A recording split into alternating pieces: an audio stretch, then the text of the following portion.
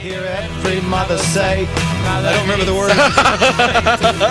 Something about seal and wax. I don't know. Anyway, welcome back to Gunslingers right here on the Gunslinger Syndicated Radio Network. And I was just informed by Kevin that for those of you that are tuning in, he's going to start putting up some pictures of my cars. Oh, yeah. So if you're looking online right now. Well, there's one last week we talked about the Helms Bakery and the Helms trucks. That's my 1960 online there.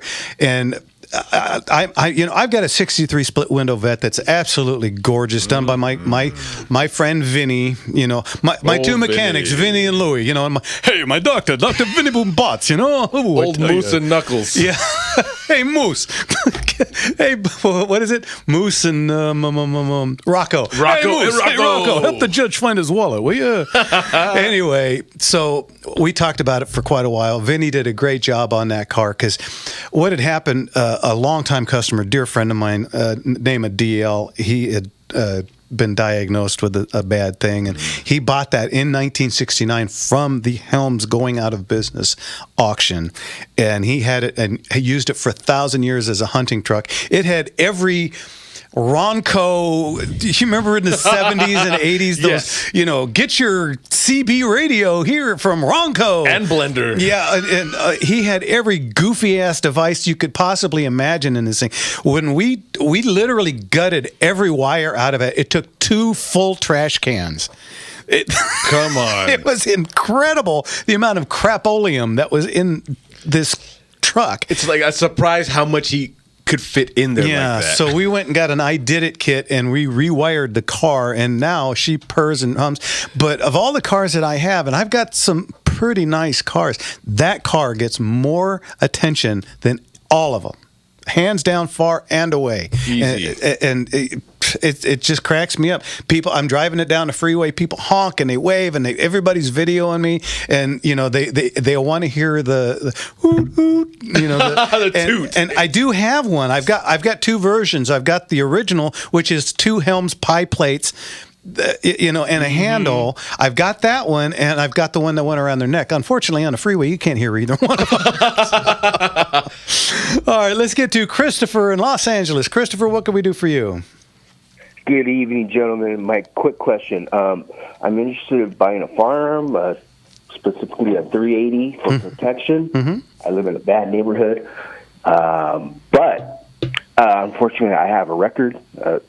Always charged, but never fully convicted for a stupid, assault on police officer, violating restraining orders, blah, blah, blah. Mm-hmm. But nothing in the last 10 years. But my question is, how would that play into when they look up my background, excuse me, when they determine if I'm eligible or not? Well, I have a feeling you're going to get flagged. When you say never quite convicted, exactly what does that mean? Yes. I mean, you either were, there's do or don't do. There's no try. So were you or were you not? Always either rejected the case or they dropped, like the song the police officers in Venice were dropped down to what happened was the guy pulled out a shotgun on me. I took the shotgun from him, and so they dropped it down to a drunk in public. Okay. But the violent restraining order was in Santa Barbara. And was this a domestic thing or just? Yeah, it was an ex-girlfriend, an ex-psycho girlfriend. Okay, and while I won't argue with you about that, because we all know women. I'll just leave it there. We all know women. Their own death. I don't want to get my own butt in trouble here. So, if that's going to be a sticky wicket, because believe it or not, California says 10 years, but the feds say forever. Yeah. So here's what you do. You go to the California Department of Justice website, and we talked about this last week. There's a space in there where you can do a background check on yourself. You don't have to tie up a firearm going into a gun shop or anything like that. You can get a background check on yourself. Go get that done, or do it, on your computer at home.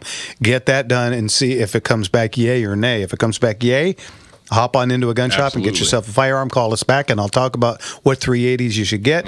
If it comes back negative, then you are SOL. And we always recommend, because we are not lawyers here. Yeah. We are not that you find yourself a good 2A lawyer to see if any of that has been expunged, any of that has fallen off at all, and that maybe they can place your case out there and maybe help you. Yeah, Chuck Michelle and Associates down in Long Beach is a real good one. Bruce Kolodny out in Riverside area is another good one. So there's a couple of leads for you. I would. You're in LA, so I would try Chuck first. He's also the president of the California Rifle and Pistol Association. Exactly. So you can The website again is California Department. It's ca.doj.gov. Yes. Is where you start. Okay. So give that a. Jeff, thank you guys. It's always a pleasure listening to you guys each and every Sunday evening. I appreciate that. And hey, listen, when you get your yay or nay, let us know. Yeah, keep us up to date. I will. I'm thinking of Smith & Wesson 380. The little bodyguard? Yeah, just for protection. Sure. You know, I live in a rough neighborhood. I've got a bodyguard myself. Yeah, I think I do too somewhere. Okay, Chris, go ahead. Yeah. Thank you guys. Have a good evening. Thank you. Okay, You too. take care. God bless you, and good luck to you. Yeah, it's a tough call. When you get the domestic violence thing anywhere, I mean, that's an automatic type of red flag. Yeah. And those are hard to fight in any type of conviction, especially because if you're not in contact with that person anymore, if it's that long ago and they can't give you any type of help kind of escaping that, then you're kind of SOL, like you said. Yeah, so that's a tough one. Let's get to Ed in Pahrump, Nevada. Yeah. Ed, what can we do for you? Evening, Ed. Oh, I was wondering, what do you think all this tariff stuff is going to do to firearms? And I wonder if that applies not just to new, but I would assume used too? Or no, it wouldn't have anything to do with used because they're already here. I think what it'll do is it will just raise American-made firearms sales. And there's absolutely nothing wrong with that. It might raise the price of guns coming from the other countries, but you know what? Nothing wrong with buying American. No, and then well, I was going to spend $100,000 on some Krieghoff shotgun, so I guess I won't do that. Get it while you can, I guess. Yeah. Hey, I got an auction this weekend. You should probably take a look at my catalog too. Yeah. So, but that is a good thing. Is that maybe with the halt of maybe a lot of exports coming in, we can raise the quality and the standard of our homemade, our nation-made firearms, and maybe start expanding more and letting us have pretty much a good swath of firearms that we can use in and partake in. Well, remember that the Subaru Brat? There was like a little goofy little car, and it had two seats in the back facing. The reason they had that was that wouldn't have the 25% customs duty. It was considered a passenger car. That's why they stuck those two seats in the bed of it. I mean, so they have all sorts of gimmicks to try and avoid the tariffs, and some work and some don't. I mean, so you could import parts and assemble them here. I don't know how. I mean, they punch the numbers about how much domestic labor and content and this and that. I mean, it gets really into the weeds. Oh yeah, but anyway, yeah. Well, by the way, not to do a shameless plug, but if you want to know what's happening in Nevada, and they do cover some Second Amendment stuff, Nevada News and Views. It's a kind of a little website that a friend of mine has.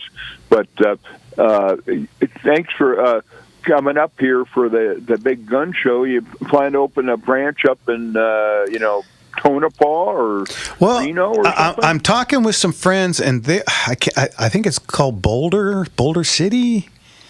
It's just out. It's the dam. Yeah, it's just out of Vegas proper, and some cowboy action shooting friends of mine. We're discussing a few things.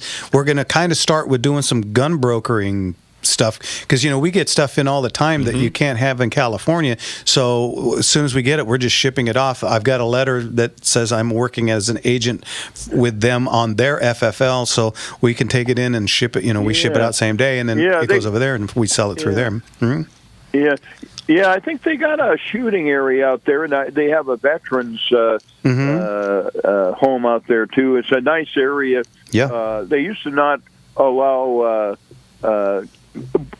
alcohol and gambling out there. I think they allow alcohol now, but no gambling. But nice area, and a very mellow place, and close to Arizona too. You know, so it's just Arizona and Utah and whatever.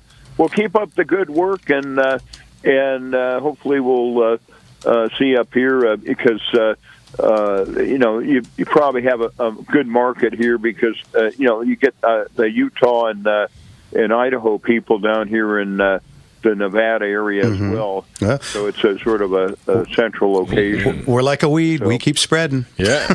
All right, Ed. Yeah. Thanks for the call. Boy, what accounts for all this activity? Do you think it's sort of the sons and daughters of the World War II generation are getting older now? It's a lot of things, and unfortunately, the World War I and II generations are gone. Yeah. And you know what, Ed? We got to go because we only got 30 seconds left. All right, but what I'll do is I'll finish that statement in the next segment in our packed hour number 2. Thanks for a call, Ed. We'll talk to you later. Ed. Okay, guys, Ed opens up a line quick. What's the number? 866-870-5752. All right. You're listening to Gunslingers right here on the Gunslingers Syndicated Radio Network. And we're going to sleepwalk right on out of here. Yes, sir.